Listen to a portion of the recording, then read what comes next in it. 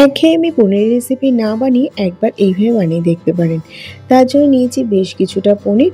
পনিরটাকে প্রথমে ছোট ছোট কিউব করে কেটে নিয়েছি। মিক্সির জারে 2 চামচ সাদা তেল, 2 চামচ পোস্ত, 2 চামচ চিনে বাদাম দিয়ে শুকনো ব্লেন্ড করে নেব। তারপরে লঙ্কা দিয়ে সামান্য জল দিয়ে একটা মিহি পেস্ট তৈরি করে নেব।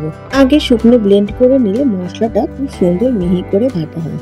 মশলাটা পেস্ট করা হয়ে গেছে। কড়াইতে সর্ষের তেল দিয়ে দিয়েছি। তেলটা দোহাওটা গরম করে নিয়ে পনিরটা ভেজে নিচ্ছি। একটু লালচে করে পনিরটাকে ভেজে নিচ্ছি।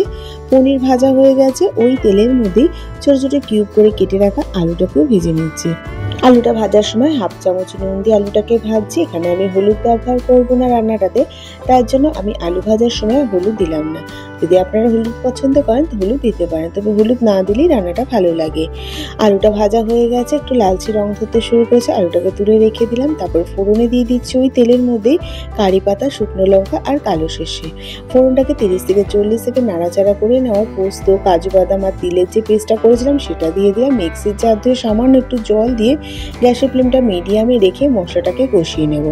মশলাটা থেকে একটু তেল ভেসে উঠতে শুরু করলে তখন দিয়ে দেবো ফেটিয়ে রাখা টক দই।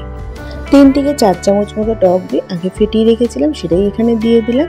ভালো করে নাড়াচাড়া করে নেব। টক দই দেওয়ার সময় গ্যাসের ফ্লেমটা কিন্তু একদম লোতে রাখতে হবে, নাহলে টক দইটা ফেটে যেতে পারে।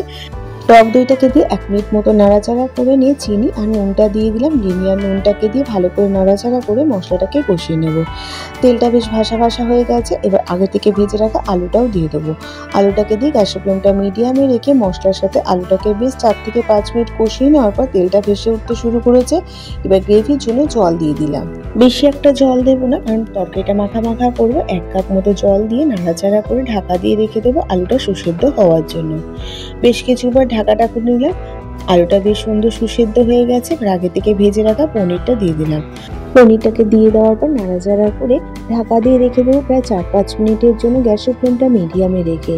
4-5 মিনিট পর ঢাকাটা খুলে নিলাম। আবারও একটু হালকা হাতে নাড়াচাড়া করে নিলাম।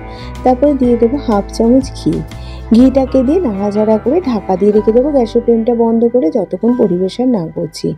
একবার এইভাবে পনিরের রেসিপি বানিয়ে দেখুন। রুটি, পরোটা, পোলাও, ফ্রাইড রাইস সবকিছুর সাথে দুর্দান্ত লাগে। আজ তাহলে আসি, আবার হাজির হয়ে যাবো নতুন করে রেসিপির সাথে। ভালো থাকবেন, সুস্থ থাকবেন। ধন্যবাদ।